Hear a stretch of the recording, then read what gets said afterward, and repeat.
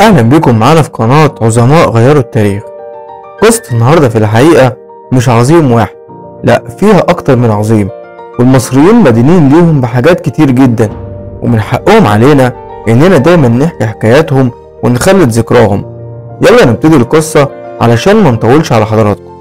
قصة النهاردة هي معركة الجزيرة الخضراء، واللي بتعتبر من أشرس المعارك اللي دارت بين القوات المصرية والقوات الإسرائيلية قبل حرب الكرامة سنة 1973، وتكبدت إسرائيل خسائر كتيرة جدا وفظيعة في المعركة دي. وفي يوم 17 يوليو سنة 1969، يعني بعد النكسة بسنتين، اكتشف الملازم أول محمد عبد الحميد قائد موقع الجزيرة الخضراء إن في طيارتين إسرائيليتين بيصوروا الجزيرة دي، وقرر عملية الاستطلاع والتصوير أكتر من مرة في نفس اليوم. وفي اليوم الثاني قررت الطيارات الإسرائيلية نفس العملية دي، ولكن على 3 مرات. وبالليل التقطت أجهزة الإشارة المصرية رسائل مشفرة، ولكن إسرائيل كانت متعمدة ترسل الرسائل على موجات معينة علشان عارفة إن المصريين هيلتقطوها. الرسائل دي بتقول إن هيتم الهجوم على إحدى الأماكن العسكرية المصرية، وإن الهجوم ده هيكون يوم 24 يوليو 1969. وطبعا المقصود من الرسائل دي هي تشتيت الجانب المصري. وفي يوم 19 يوليو الصبح لاحظ الملازم أول محمد عبد الحميد إن في طيارات هليكوبتر إسرائيلية بتصور المواقع اللي على الجزيرة. وعلى مدار الأيام اللي فاتت كان الملازم أول محمد عبد الحميد بيبلغ القائد البطل النقيب مجدي بشارة عن كل التحركات اللي بيرصدها. وكان النقيب مجدي بشارة بيبلغ قيادات العمليات اللي في الجيش الثاني، وأيقن الجيش المصري إن الهجوم اللي إسرائيل بتتكلم عنه هيكون على الجزيرة الخضراء. والجزيرة دي كانت ليها أهمية استراتيجية عند اليهود، لأنها كانت نقطة قريبة جدا من كل المواقع المحترمة من الإسرائيليين، وكمان كان فيها جهاز رادار متطور جدا، وكان بيدي إنذار بالهجوم الجوي الإسرائيلي.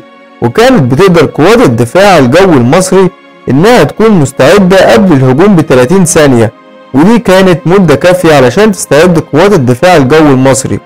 وطبعا السبب الأهم هو تحطيم لنفسية الجيش المصري والشعب المصري. بعد ما ابتدى الجيش المصري والشعب بترجع لهم ثقتهم في نفسهم بعد عمليات حرب الاستنزاف اللي كانت مخلية الجيش الإسرائيلي دايما مذلول.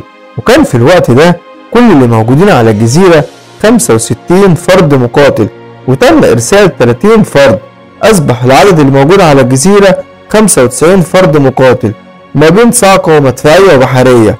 وكان طول الجزيرة 190 متر، أما عرضها فكان 90 متر، وكانت عبارة عن كتلة صخرية عالية جدا، وكانت بتقع في خليج السويس. وكان في أماكن فيها بتصل لارتفاع ل 30 متر فوق سطح البحر. وكانت الجزيرة من الصعب تسلقها بالحبال لأنها كانت حادة جدا بزاوية قايمة. وكان قرارهم إنهم ما يهاجموش الجزيرة بالطيران ولا بالمدفعية علشان يوصلوا لجيشهم إنهم أقوياء ويقدروا يعملوا عمليات زي ما المصريين بيعملوا عمليات. وعلشان كده كانت خطتهم إن مجموعة من الكوماندز الإسرائيلي تهاجم الجزيرة ويتم ذبح كل اللي على الجزيرة. وعلشان التضاريس الخاصة بالجزيرة دي كانت صعبة جدا، فكانت محتاجة استعداد خاص. وبعتت إسرائيل مجموعة من القوات الخاصة والقوات البحرية لأمريكا علشان يتدربوا هناك لمدة 3 شهور على موقع شبيه بالجزيرة. وكانت نتائج التدريب كانت بتأكد نجاح العملية بنسبة 100%. ورجعوا لإسرائيل علشان يبدأوا في تنفيذ العملية. وفي يوم 19 يوليو يوم تنفيذ العملية كلم الملازم أول محمد عبد الحميد النقيب مجدي بشارة على لاسلكي وقال له إن في حركة غريبة في المية. وفي اليوم ده كانت السماء ما فيهاش قمر، يعني الدنيا ضلمة جدا. وكانت أوامر النقيب مجدي بشارة إن لو في أي حركة افتح النار فورا. وكانت القوات الإسرائيلية فعلا في الوقت ده بتحاصر الجزيرة. وكان عدد القوات الإسرائيلية الموجودة كان حوالي أكتر من 800 جندي صاعقة وبحرية إسرائيلي.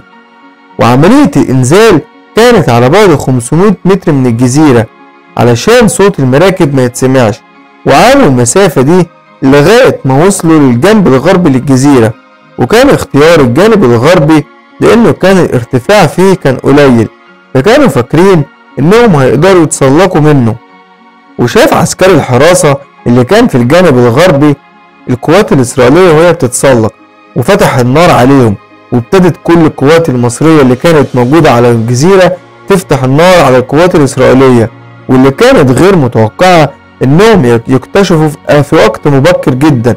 ودارت معركة بين القوات المصرية والإسرائيلية، وكانت معركة شرسة جدا، وكانت مصيبة للإسرائيليين لأنهم كانوا مخططين إن العملية دي تتنفذ في هدوء ويحتلوا الجزيرة من غير ما أي حد يحس بيهم. ولكن أراد ربنا إن المعركة دي يخلدها التاريخ وتكون هزيمة ومذلة لليهود.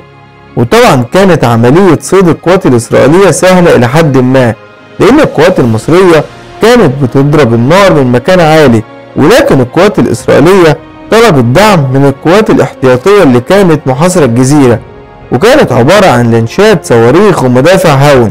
وكانت إسرائيل محاصرة الجزيرة على بعد 3 كيلو علشان يمنعوا أي امدادات تيجي للجزيرة من الجانب المصري. وبدأت المعركة تشد، وابتدت جنودنا يستشهدوا واحد ورا التاني، واتصاب الملازم أول محمد عبد الحميد، وطلب من النقيب مجدي بشارة دعم، وقال له الجزيرة هتروح مني. وابتدى الجيش يبعت امدادات، وكانت متمثلة في لانش عليه 45 فرد صاعقة.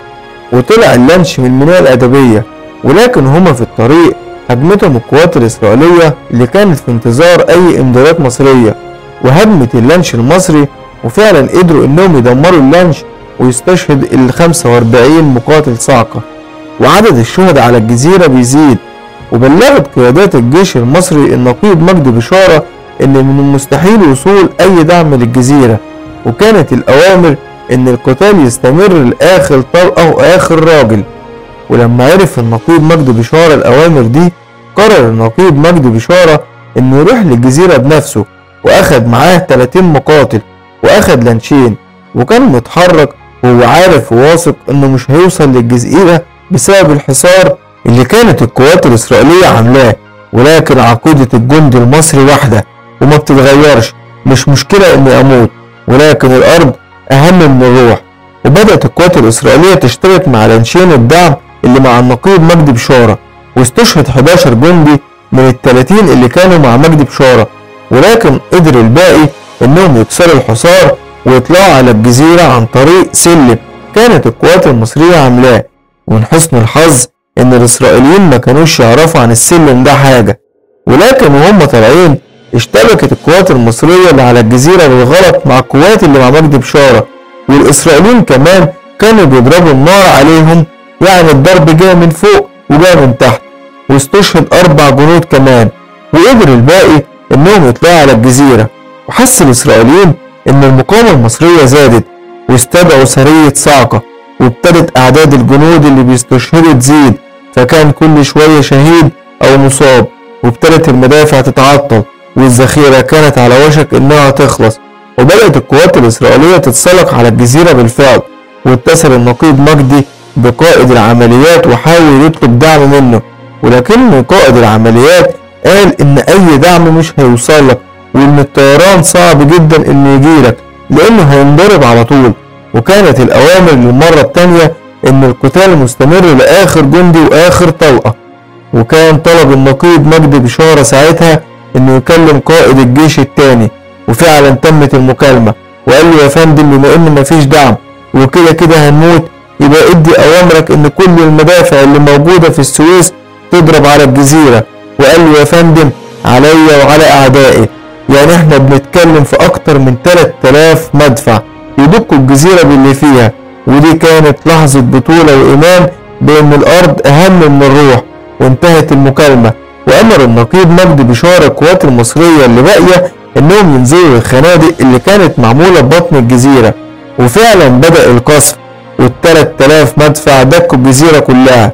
وبعد كام دقيقة وقف القصف المصري، وطلع مجدي بشارة من الخندق، وكانوا استشهد 2 من الجنود اللي كانوا موجودين على الجزيرة، و2 كمان اتصابوا. ولكن القوات الإسرائيلية اتسحبت ل 200 متر داخل المية. وفي وقت الفجر قربت 3 طيارات هليكوبتر إسرائيلية من الجزيرة، ونزلوا سلالم علشان يبدأوا ياخدوا في الجرحى والقتلى بتوعهم. وأمر النقيب مجدي بعسكري المدفعية إنه يضرب النار على الطيارات، وفعلا بتوفيق ربنا قدر العسكري إنه يصيب طيارة وهربت الطيارتين التانيين. وابتدت قيادات الجيش الإسرائيلي تتجنن لأنهم ما كانوش متوقعين إنها هتكون معركة بالشكل ده، ولا كانوا متخيلين حجم القتلى والجرحى، وادت أوامر للقوات الجوية الإسرائيلية بشن غارة انتقامية على الجزيرة. وكانت أوامر النقيب مجدي بشارة للجنود اللي موجودين على الجزيرة إنهم ينزلوا للخنادق، ونزلوا كلهم ما عدا جندي واحد واسمه محمد إبراهيم الدرديري. وكان الجندي ده قاعد على مدفع رباعي 14.5 بوصة، وكان المدفع ده بيقدر يضرب 3600 طلقة في الدقيقة الواحدة. وفعلا وما رميت إذ رميت ولكن الله رمى. كان في طيارة من الطيارتين الإسرائيلية في مرمى المدفع بتاعه، وفتح النار على طيارة منهم وقدر إنه يوقع طيارة منهم، وهربت الطيارة التانية. واتجننت قيادات الجيش الإسرائيلي بزيادة، وحسوا نفسهم إنهم في ورطة وفضيحة كبيرة جدا، وتعطلت كل أجهزة الاتصال اللي كانت على الجزيرة. ولكن اتفاجئ النقيب مجدي بشارة إن البطل الشهيد إبراهيم الرفاعي جاله على الجزيرة بعد ما قدر يكسر حصار القوات الإسرائيلية.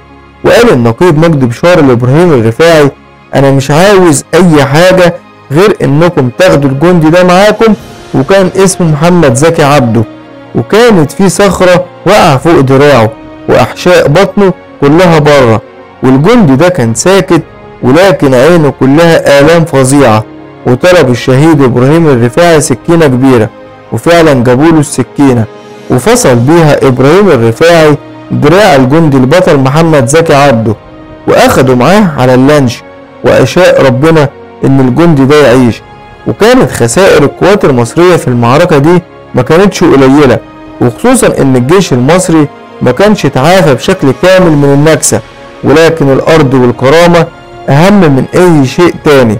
وكانت خسائر القوات الإسرائيلية 62 قتيل و110 مصاب، وتدمير 8 مراكب مطاطية، وتدمير 4 مراكب نقل جنود صغيرة، و4 مراكب نقل جنود كبيرة. ودي كانت من أشرس المعارك اللي خاضتها القوات المصرية ضد القوات الإسرائيلية، واللي عرفت إسرائيل بعدها إن الجيش المصري والشعب المصري لقمة مش سهلة. وبسبب فشل العملية دي اتحاكم كل الجنرالات اللي كانت مسؤولة عن العملية دي. وهنا انتهت قصة النهاردة. لو عجبتكم رجاء ما تنسوش الاشتراك في القناة وتفعيل زر الجرس علشان يوصل لكم كل جديد. وإلى اللقاء مع عظماء غيروا التاريخ.